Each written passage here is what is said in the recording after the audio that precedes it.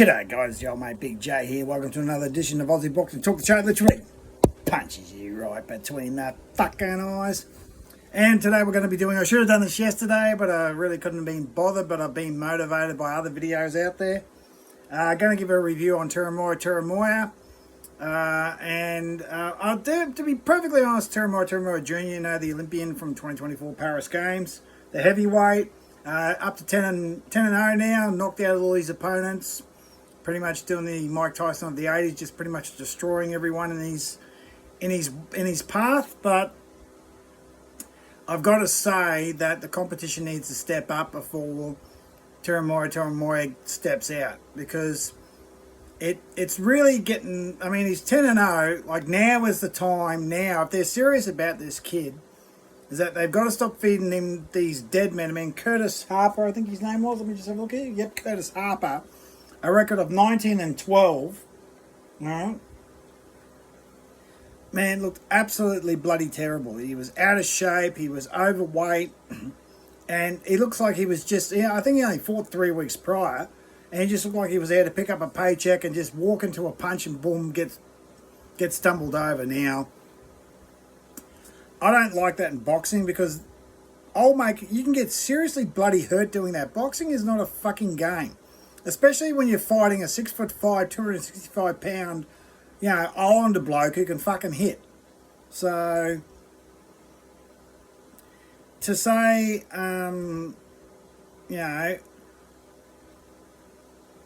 mean, people say, you shouldn't dish fighters because it takes guts to get in the ring. I don't think there's too much bravery involved in knowing that you're going to get your fucking head kicked in.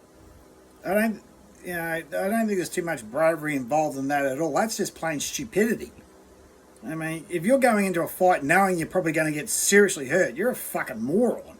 So, but anyway, I mean, fighters don't think like that. No, it's sort of shit. But yeah, I mean, there's plenty of fighters out there who have been paid. Look, mate, we're going to pay you this much. We just need you to stand there and get knocked out by this guy. I mean, that's not brave. That's fucking stupid, because you can get seriously hurt.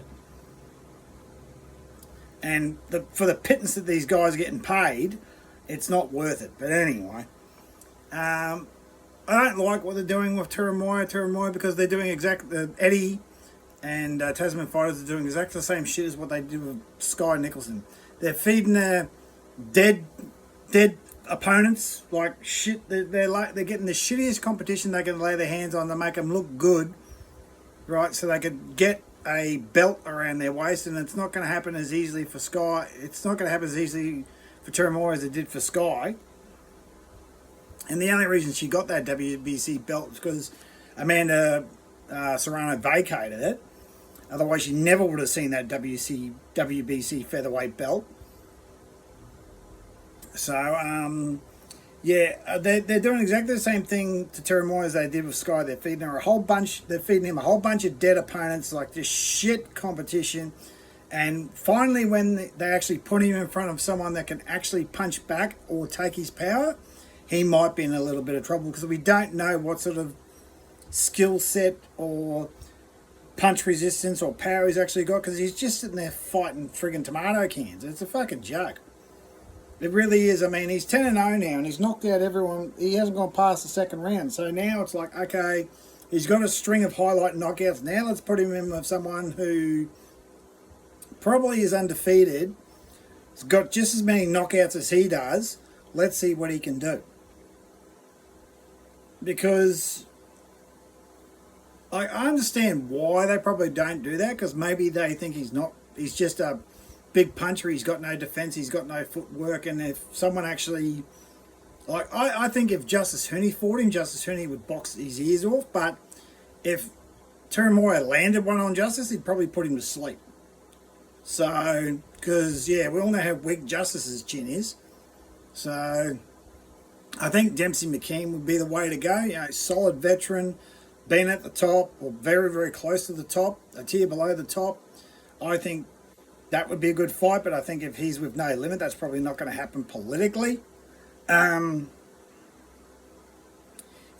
they really need to start stepping up Teremona before they turn him into a Sky Nicholson that might win a few fights here and there, get some sort of belt, or not even get to a belt, but like Justice Huni, the second they put him in with someone that can actually punch or fight back or use their footwork or not just stand there and wait for him to beat the shit out of him, you know, I think Teremona could be in trouble, because it's such a waste to see someone who's got such a good amateur pedigree. You know, going to the Olympics is the peak of amateurs, right? That's what boxers. That's what amateur boxers do. They go to the Olympics, or at the very least the World Championships. But every amateur boxer dreams of going to the Olympics. That's why they stay in the amateur ranks. They go to the Olympics and then, you know, swap over to being a pro. So he went to the absolute pinnacle of the Olympics, and his pro career is just nothing but dead men. So I think it's very dangerous what they're doing with him, because they need to put him in front of someone that's on the same tier as him, maybe a tier a bit above now. Stop feeding these dead men, because if they feed him another 5 to 10 dead men, he's got a 20-0 record, knocking everyone out in 2 rounds, right? And then they throw him up against, say, a Moses Otamo, boom, Moses Otamo could knock him out. Or they throw him up against, I don't know, Usyk will probably be retired by then, but if they throw him up against one of the top tier heavyweights that actually knows how to box and can take a shot, or better yet, their defense is so good that they don't see his punch, they can get out of the way of his punches, he'll get outpointed. So they've got to start testing him in that, otherwise this is just another waste of space. And the second he comes up against someone decent, just like Sky, you know, just like Sky did, they'll falter, and they'll just be another Aussie who padded their record up by beating absolute nobodies, and the second they get someone that's, you know, a decent contender, they lose.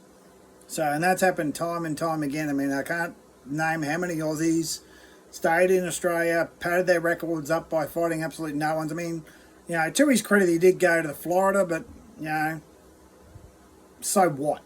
He went over to Florida and knocked some poor bastard out in 3 minutes that shouldn't have been in the ring.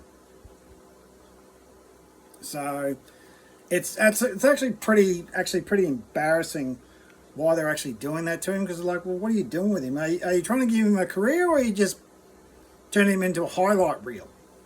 It's just really frustrating, because we've seen this happen time and time again, where Aussies, if, you know, he's a bit of a unique case because he's actually going overseas and fighting competition, but he's fighting low-level guys.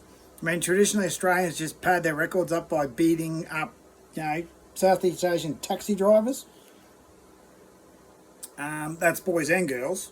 You know, Australians are notorious for that, for beating just these Southeast Asian taxi drivers, or, you know, these kickboxers. Yeah, that aren't traditional boxers, and the Aussies just smack them. And the second they fight a European or a Yank or, you know, a Brit, they get their asses handed to them.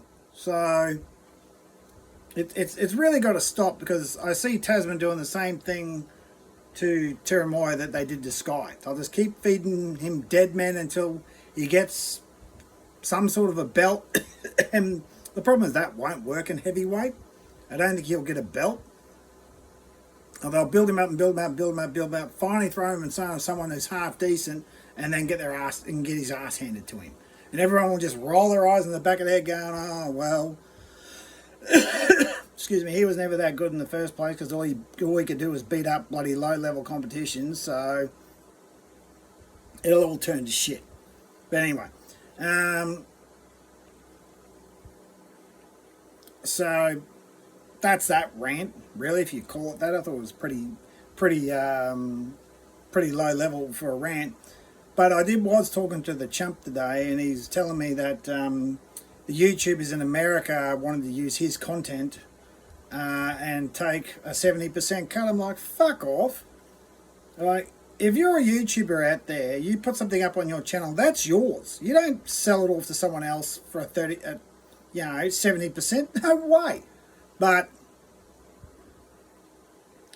it's like everything out there in business is very cutthroat, and it's really, really hard to actually you know, because my channel is so small. I mean, I don't even have 250 subscribers, and I'm lucky. I think the biggest video I've ever had only got like 2.5, maybe 3,000 views if I was lucky.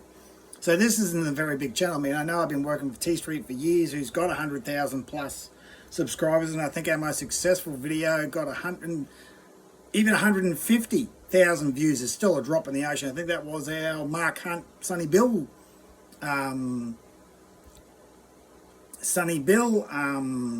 video. I think T Street's most successful video, one of his most successful videos, was Horn versus Mundine, and that only got barely over 500,000 views. So that's a drop in the ocean compared to what views some YouTubers are out there getting. But I would never give my content to someone else and saying, if my content's going to appear on your channel,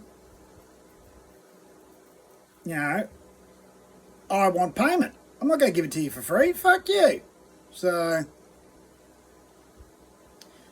anyway, guys, I think that's enough rant. I really want to see, because Teremona, back onto him, is actually fighting again on April 29th at the Melbourne Pavilion on the Sky Nicholson card, where she's fighting the other Aussie chick in defence of her super bantamweight WBC interim title. But I dare say let's throw some, because what's it now? It's the 23rd of March. That's what, a 5-week turnaround? He was only in the ring for a bloody round, and he barely broke a sweat, so I think he'll be fine for the April 29th fight. But yeah, I hope they throw someone decent, but considering it's a Melbourne Pavilion show, probably not. And the problem is with Australian heavyweight is that heavyweight is the weakest division in boxing for Australians. We have achieved fuck all at heavyweight. We've had, what, one champion who was Lucas Brown was champion for like all of 3 seconds. I think it was 10 years ago. I think before that, the only person to ever contest for a heavyweight title from Australia was Alex Leopai, and he's a Tongan. Well, he's Tongan born. Actually, I do consider him an Australian fighter because he come here at 12 and he started boxing once he got to Australia. So I can say the only Australian fighter we've ever had to contest at like the proper belts was knocked out in 5 rounds. So he fought Vladimir Klitschko. I think it was 2014, sometime around then. I think it might have been the fight before he fought Tyson Fury. Anyway, it doesn't matter. So little to no success, or no to little success at heavyweight. As it drops, Australia gets a little bit more successful, but at heavyweight we got nothing. So it would be interesting to see Teremona actually step it up, because the one thing I want him, he wouldn't even be a hype job, because there's not that much hype around him, not compared to what, you know, the Zoos have got or anything like that. So hopefully on the 29th he's actually fighting someone with some mustard, some actual decent competition. But considering he's going to be on the undercard, I doubt it. They'll probably just throw another dead man in there for him. But anyway, hopefully it stops. I mean, he's 10-0 of 10 KOs. Hopefully it stops now and he moves on to bigger and better things. But that's it for me, guys. Like, share, and subscribe. Tackle the ball, wrestle quite hard, and yourselves the fuck up. And I'll see you another day.